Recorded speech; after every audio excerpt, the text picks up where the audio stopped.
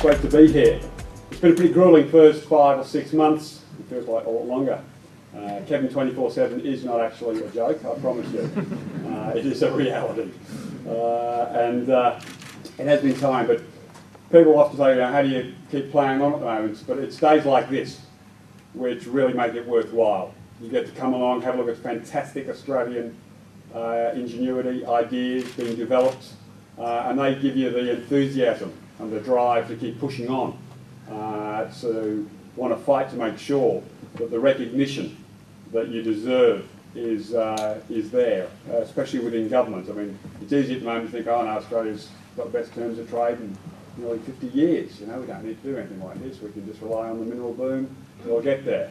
But the work you're all doing is the work that's going to guarantee Australia's economic wealth and security into the future, because the work you're doing will actually build into all of those other sectors. That's the great frustration and challenge that you all face and that I share now.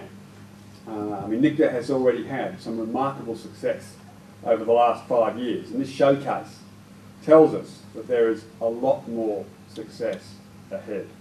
In the ICT context, success can be hard to measure. These are often enabling technologies and do not always show up in economic statistics. But we see the benefits of ICT all around us in our increasingly digital world. Last week I was in Thailand for the meeting of APEC telecommunications ministers, and I wanted to give an example of Australian excellence on how ICT was solving problems, creating efficiencies and benefiting ordinary Australians. So I told the ministers about NICTA's Smart Roads and Traffic, or STAR project, and I've just got an update on it again now. So there were 20 or 30 economies, we're not allowed to call them nations, it's quite strange, but there were 20 or 30 ministers and senior officials from all around the APEC economies, and they were all interested. 2 economies asked for copies of my speech and wanted to know more about the projects we were working on, the sort of innovations that you're developing for us. So for those of you who don't already know, this project uses advanced technology to provide an integrated set of tools to better manage and direct traffic flows. STAR will lead to more efficient operation of roads, more reliable travel times and fuel savings for drivers, and more reliable and therefore more attractive public transport. Environmental impact will be reduced through lower emissions.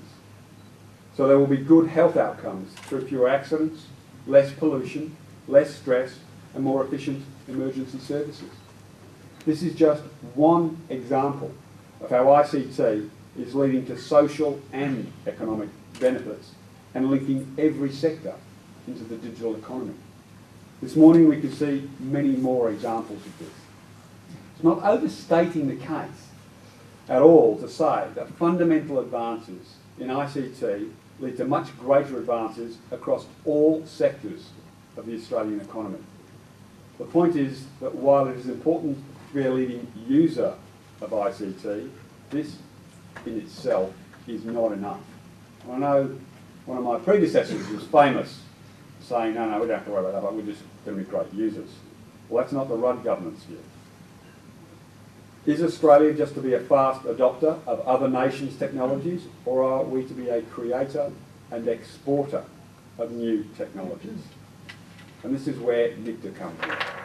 With an Australian government investment of more than $385 million over 10 years, NICTA is addressing Australia's strategic ICT innovation needs and developing our broader ICT capabilities. For the government, this is a major long-term investment in Australian ICT research and training, which involves the cooperation of 4 state and territory governments and 7 universities. And this investment is clearly paying off. NICTA has established key ICT research infrastructure at its 5 laboratories in Sydney, Canberra, Melbourne and Brisbane, which are engaged in 35 research projects. It has become a key national research facility with over 220 research staff, related staff and 290 PhD students. And I'm lucky enough to have a NICTA PhD graduate in my own personal office.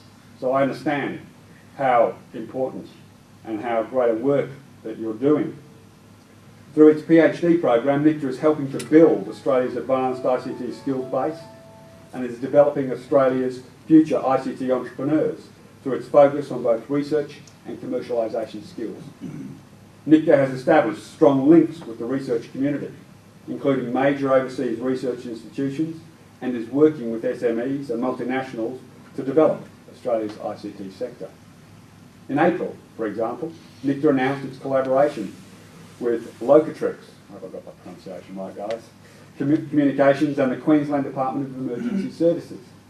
This activity is developing tools for emergency service agencies so they get fast, accurate information about unfolding situations. This falls under NICTA's Smart Applications for Emergencies project, which is working towards keeping Australia safe and assisting in emergencies, an area of major national importance.